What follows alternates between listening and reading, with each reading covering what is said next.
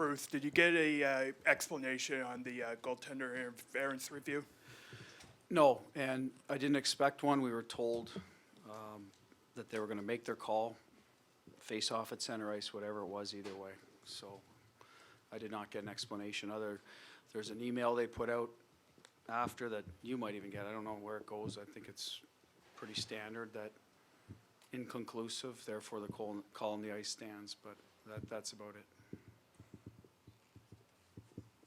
Joey? What did you think of the play? Well, clearly interferes with Tuukka. Is it? And it goes to the, to Toronto, and they have to make a decision. I just hope they don't predict whether they thought the goalie could make the save, get across on time, whether it's interference. Either interference or it's not. We discussed it with, we have a supervisor that follows the series around, and both coaches kind of voice if there's something that I thought the officiating has been very good in this series. There was no issues up in Toronto.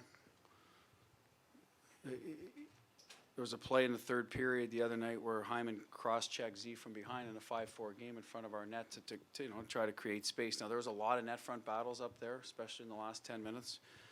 So we had talked a bit about that it's getting tight to the goaltender. So we put our opinion out, and sometimes they'll let the referees know the temperature of the series. Sometimes they won't. So whether they did or not, sure enough, that play comes out. He pushes off Charlie and then backs into Tuukka. So from my viewpoint, it certainly looked like goaltender interference. The call didn't go our way. It's 1-0 with 8 minutes to go. We have time to get ourselves back, in the game and regroup. Unfortunately, we weren't able to do that.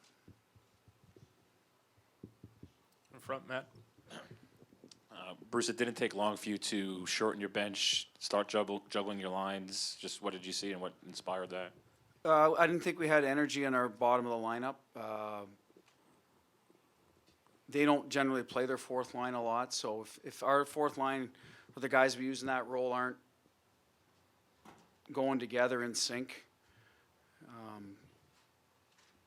then it works against us. That's the way I saw it. We had a couple of shifts that, I thought they got outplayed to a certain extent. When I used them individually in pieces with different lines, I thought we had a better result, so we kind of went 3 lines and then added a player here or there.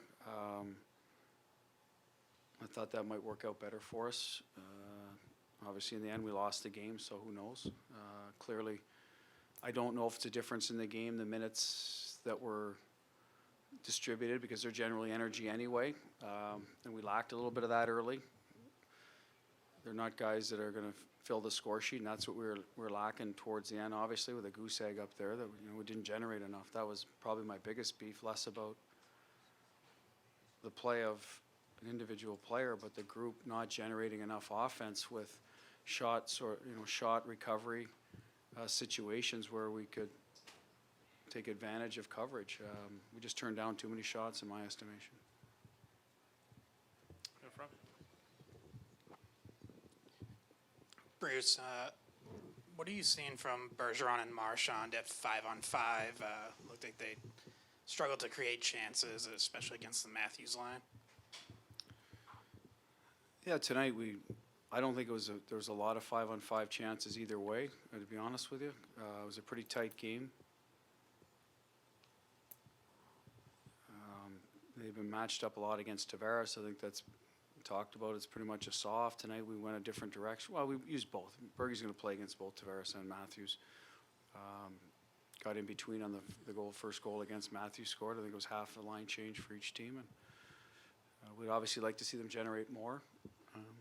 But there's not a lot of room out there.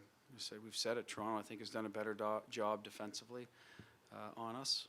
We'll have to fight our way through it, find different ways to crack it. I thought we did up there. I thought we got some goals because we caught him in between on a pinch. We recovered a puck out to the top of the crease for the Marchand goal. Obviously, our power play helped, but we did get three even strength goals, and I thought we earned them. Take 2 more. Dupes had a tough time. Bruce, along that vein, this game reminded me of that first one up there, where their defense is really doing a great job of not containing you, but sort of minimizing chances. Your remedy there was get them deep, try to get it behind, turn them around a little bit. Did this feel like that game, and is the remedy the same? Well, it felt like that because you certainly want to make them turn and go back because you don't want to be chasing them back into our end all night. And I thought we did a good job with that. It's 0-0. We're comfortable in those games. Is it exactly what we wanted? Would we have rather come out and got the crowd into it and with some big hits and some, action around that? Of course, that's the game plan. It didn't go our way that way. But I do believe the remedy is generating shots for rebounds, and you see if we can put them under duress in that regard.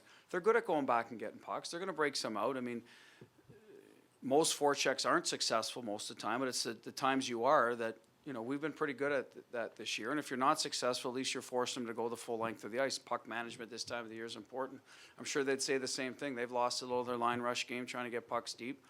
Comes a bit of a chess match that way, and that's why I think it was a low-scoring game in Game 3 and tonight. I just didn't think we didn't generate, Kevin, enough on net when we did have chances to put it in there and then go win the puck after that and force their goalie to make saves. He might do that, he might not. And I think that's why we ended up struggling to score. Last one.